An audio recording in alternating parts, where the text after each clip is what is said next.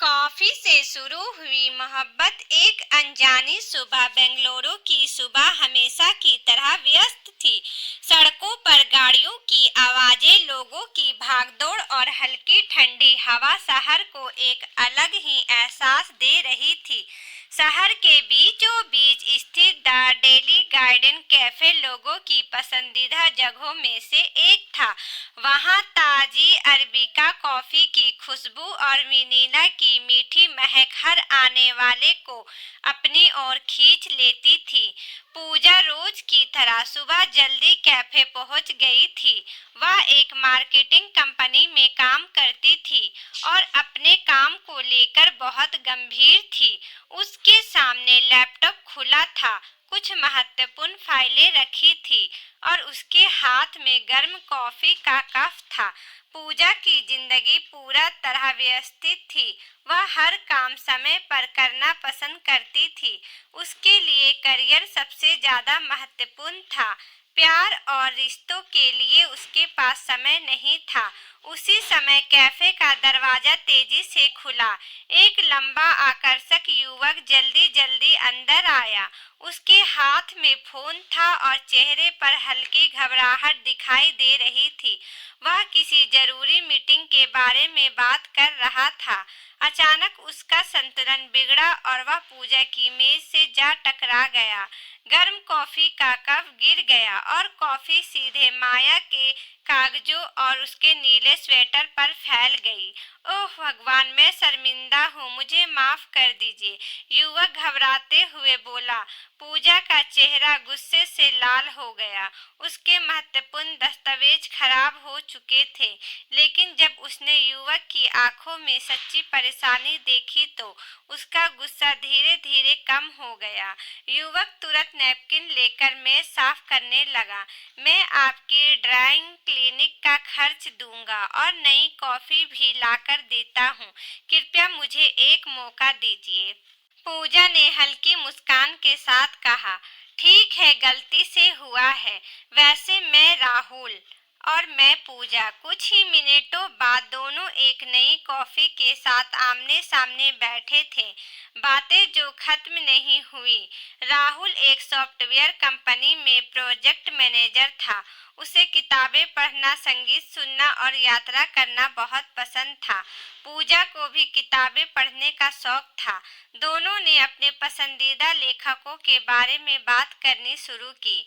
फिर चर्चा फिल्मों, यात्रा और सपनों तक पहुंच गई। पूजा को हैरानी हो रही थी कि वह एक अजनबी के सामने इतनी सहज क्यों महसूस कर रही है। राहुल उसकी हर बात ध्यान से सुनता था। उसकी आंखों में ईमानदारी थी। कई घंटे बीत गए। कैफे की भीड़ कम होने लगी। बाहर शाम होने लगी थी। जाते समय राहुल ने पूछा, क्या हम फिर मिल सकते हैं? पूजा कुछ पल चुप रही और फिर बोली, शायद। राहुल मुस्कुराया। उसने अपना नंबर पूजा को दे दिया। उस रात पूजा बहुत देर तक सो नहीं सकी। उसके मन में बार बार राहुल का चेहरा आ रहा था। एक नई शुरुआत। अगली सुबह पूजा के फोन पर एक संदेश आया, उम्मीद है आपका स्वेटर बच गया होगा। पूजा मुस्कुरा दी। स्वेटर तो ठीक हो जाएगा। धीरे धीरे दोनों की बातें बढ़ने लगी। हर सुबह गुड मॉर्निंग और हर रात गुड नाइट का संदेश आने लगा। वे शहर के अलग अलग कैफे, पुस्तकालय और पार्कों में मिलने लगे। राहुल हमेशा पूजा की छोटी छोटी बातों का ध्यान रखता था। एक दिन उसने पूजा की पसंदीदा किताब उसे उपहार में दी। पूजा ने पूछा, तुम्हें कैसे याद रहा? राहुल बोला, तुम्हारी हर बात याद रहती है। पूजा के दिल में पहली बार प्यार का एहसास होने लगा। दूरियां। एक दिन अचानक राहुल को कंपनी की तरफ से 6 महीने के लिए दिल्ली भेजा गया। पूजा यह सुनकर उदास हो गई। 6 महीने बहुत लंबे होते हैं, उसने कहा। राहुल ने उसका हाथ पकड़कर कहा, अगर रिश्ता सच्चा हो तो दूरी कुछ नहीं, कर सकती। राहुल दिल्ली चला गया। शुरुआत में दोनों रोज बात करते रहे, लेकिन धीरे धीरे काम की व्यवस्था बढ़ने लगी। पूजा को लगने लगा कि राहुल बदल रहा है। उसके संदेश कम हो गए थे। एक दिन कई घंटों तक राहुल का फोन बंद रहा।